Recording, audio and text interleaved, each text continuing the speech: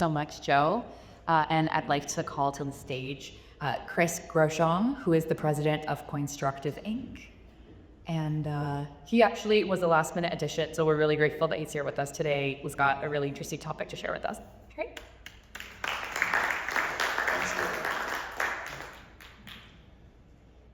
All right, hello everyone. As Yeb mentioned, I didn't find out I was doing this presentation until yesterday afternoon.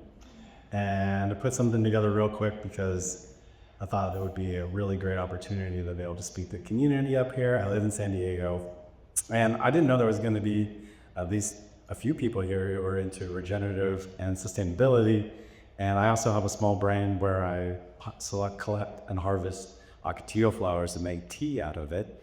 And the ocotillo plant is an amazing, amazing plant. So it's nice to know that you can be into crypto and be into other things too. So I also run what's called the Crypto Recovery Alliance.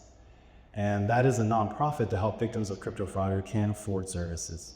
So that's one of the biggest issues that I run into doing expert witness work and doing investigative work in the blockchain forensic space, is that a lot of times victims have lost everything by the time they come to you, and they don't know what to do or where to turn. And that's a really hard thing. There's a really big mental aspect, a mental health component to that as well, because the victims are afraid, shamed when they come forward, and they don't really want to talk about what's happened to them. They don't want to have to admit that they've done something wrong and they lost all their money and now their adult children won't talk to them anymore, right? Or they feel isolated, they get suicidal. And so one of the tools we built is called Path Tracer. And Path Tracer allows people to go and check their own transactions without having to actually talk to somebody. They can see, did it end up at the place that I thought it did, right? Or is it worth hiring an investigator to actually look into this further, because maybe I can have somebody help me get my money back? Because we're finally seeing victims getting restitution and recovery from these large multi-hundred-million-dollar busts that the government is finally getting around to doing. So, okay, there we go.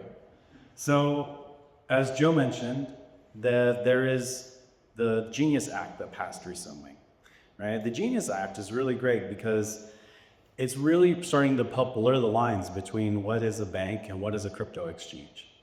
Now, if you've been around long enough, you've seen that technologies always start to meld together because it's going to be part of the future. And once you realize that you can't turn crypto off, everyone is eventually going to jump on board. It took about 50 years for about 50% of the people to get onto a credit card. And now everybody has a Visa something or a MasterCard something in their pocket, even if it's a digital card. So what we're talking about here is stablecoins. Now, there's been a charter by the OCC that allows banks like SoFi to create their own stablecoin, right? And when we started out, we were starting out with companies like Tether and Circle. Those are the two biggest stablecoin issuers today. And PayPal jumped into the game. And if anybody's heard of World Liberty Financial, I hear a couple chuckles, right? Because that's the administration's son, Eric Trump, is running World Liberty Financial. If they're issuing their own stable coin, you better believe they know what's coming, because this administration likes to enrich themselves and their friends. And so they know if we're passing laws, we better get into this game too. So interoperability between stable coins is really going to be something that's big, because if I'm a bank right now, one of the ways that I make money is through issuing credit cards. And I can see the data that my customers are using, but I can't really do much with it. And sometimes I don't even get to see all of that. Mostly it's the credit card companies that get it. Data is everything these days. Data is how these companies understand what your spending habits are, what you're doing. Is that going to lead to us being like China and having social credit scores?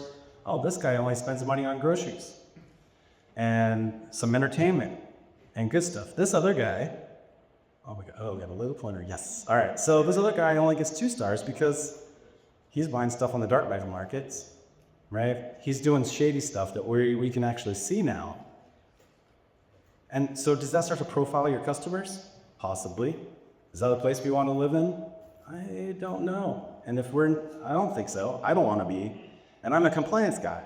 I want privacy. Cash is private, right? We should still be allowed to have these freedoms as US citizens. But what people don't realize is all this stuff is all those laws that Joe was talking about and all these bills being passed, the average person doesn't know how that's going to affect their privacy or their future or their children's future, right? So it's really important to get kind of your head wrapped around what's happening. And one of the big things is about the movement of the money, okay? So when I talk and work with victims, the number one thing that we see is that if they get you to send Bitcoin, they're not keeping it in Bitcoin because Bitcoin's volatile. 6 months ago, Bitcoin was 120K. Today it's at 80K. Now, most businesses can't operate that way.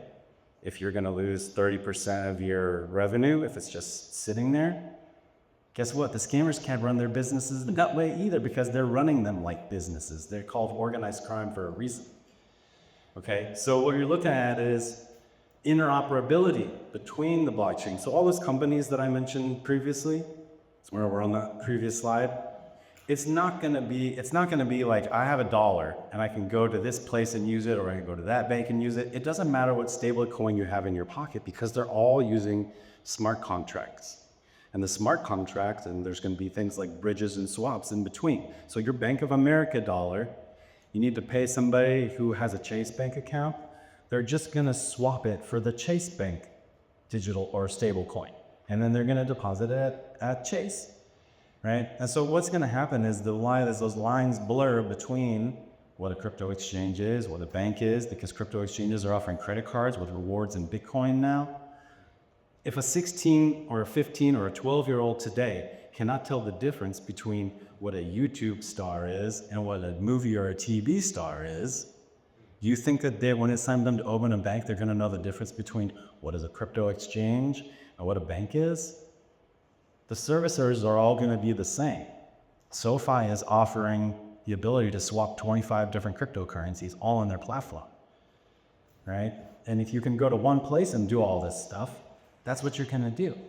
And so the banks are really worried that they're gonna lose deposits. They make money when you deposit your money in the bank because then they can lend that out.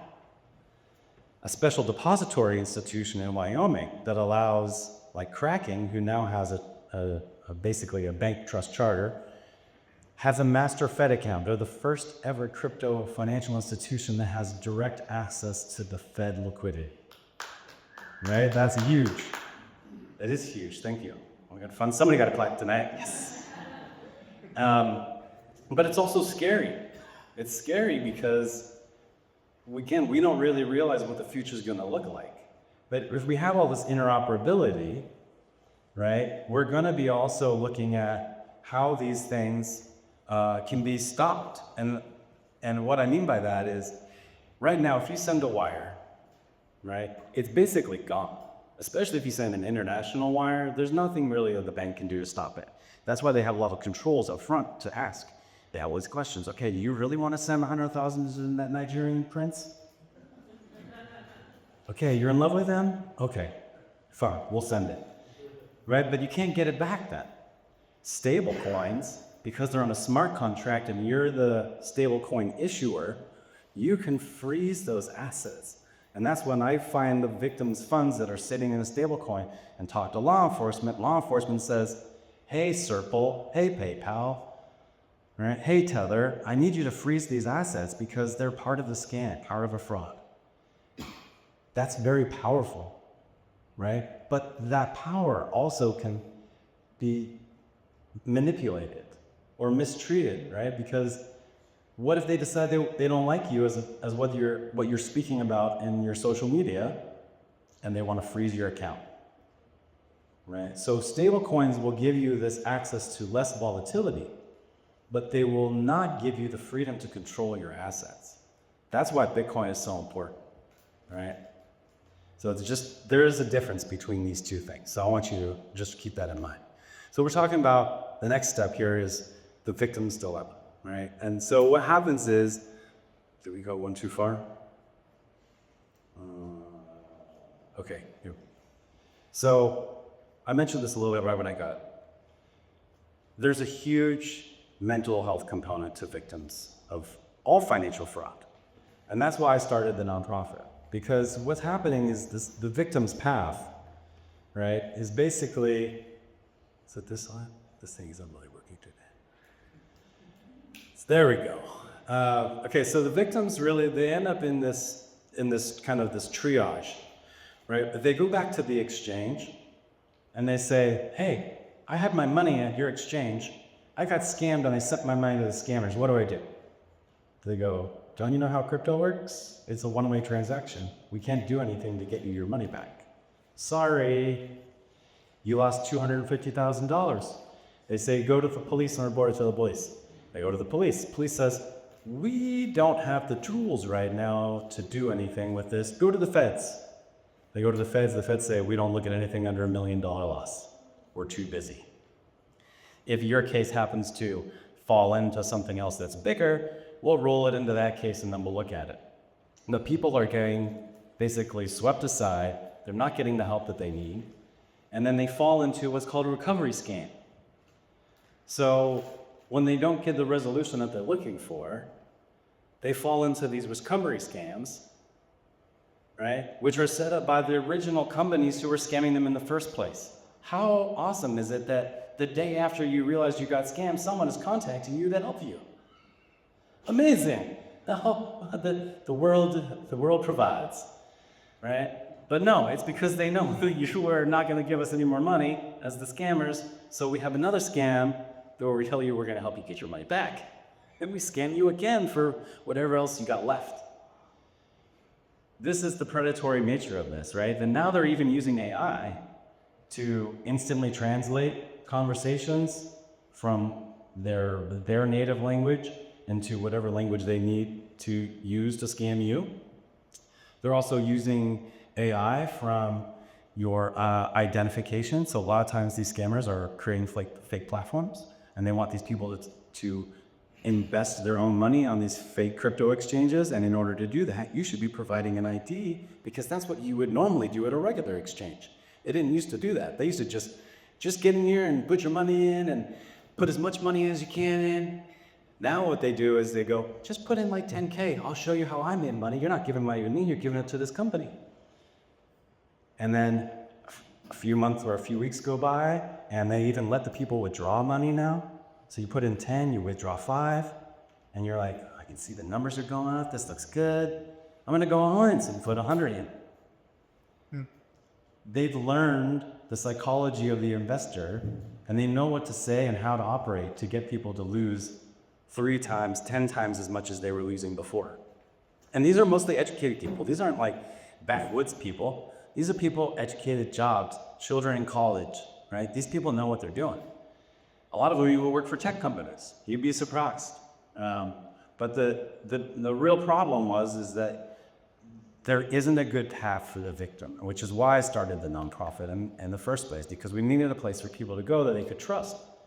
Because by the time they got to us, they didn't trust us at all. They've already been scammed sometimes 2-3 times, right? So it's a really big issue. The IC3 report for 2025, there was over $20 billion lost to all types of cybercrime. Of that 20 billion, 11.3 or 4, I believe, billion was crypto related. Now there was over 1 million complaints total through the IC3 platform, right, for this $20 billion. 20% of those or less is what constituted that 11 point whatever $4 billion. So more than 50% of the funds were caused by 20% of the complaints, which means they know that it's a lot easier to get and steal crypto from people because people have a lot more disposable cash or crypto because it's gone up before. So they're playing house money a lot of times. Okay, there it is. I didn't remember all the order of all these slides. So here's the Crypto Recovery Alliance. Next slide, please. So The main focus of the Crypto Recovery Alliance is the three things that I mentioned earlier. It's free blockchain forensics investigations for people who can't afford it, right? I want to avoid the person who says, you know, I lost $1 million. I might have to sell my second house. Like, there's a difference between the pain of losing a lot of money and actually being the 78-year-old who lives in the middle of Arkansas who lost $120,000, is living on fixed income and has $12,000 left in the bank, right? It doesn't know what he's going to do. It doesn't know how he's going to live for the rest of his life. That's the person who needs the help, right? But for everybody else, there's going to be access to mental health services and preventative education because, again, we don't want people getting re-victimized. And if we can save one life, it's all worth it. That's how I feel. So if you are interested in finding out more about the Crypto Recovery Alliance, you can head to cryptorecoveryalliance.org. You can contact me after the event if you want. It's something that's been really near and dear to my heart because crypto is not all just about making money. We're not all millionaires or billionaires in this industry. Some of us are actually trying to help people. I used to work in the biotech and pharma industry, and I thought I was helping people there until I realized what that industry is really about. So I thought I could do a little bit more by helping people with helping change money and the future of money. And so one of the great reasons why the Crypto Recovery Alliance should exist for institutions that are getting into this space is partnering with a nonprofit, because a lot of the for-profit entities that are out there, they don't necessarily have the best interests of the victims in mind. Not only is it good for the company, so like if I'm a crypto exchange, like I would want to partner in your Crypto Recovery Alliance, or if I'm a bank issuing a stable coin, I want a place that I can tell my victims when instead of that victim's journey where like, just go to the police, all right, that's nothing we can do for you. Go to the police and check out the Crypto Recovery Alliance because they'll be able to like walk you off the ledge. They'll be able to help you figure out what your next steps are going to be and get some real truth and some real facts about what happened to your money. Where did it go? Who has it now? Was there a chance of recovery or not? How long is that going to take? Right? Because setting expectations for victims is actually really important.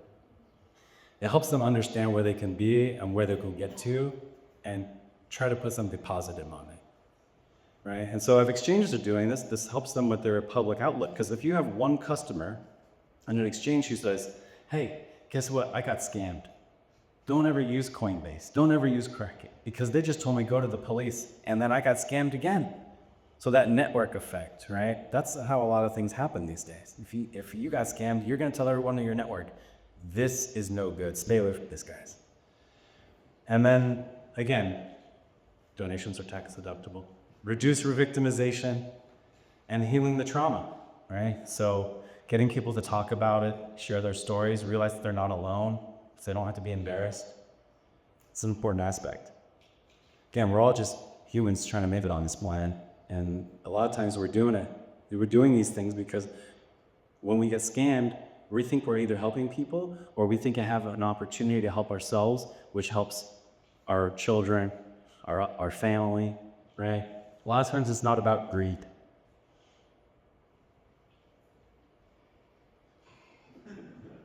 Thank you very much.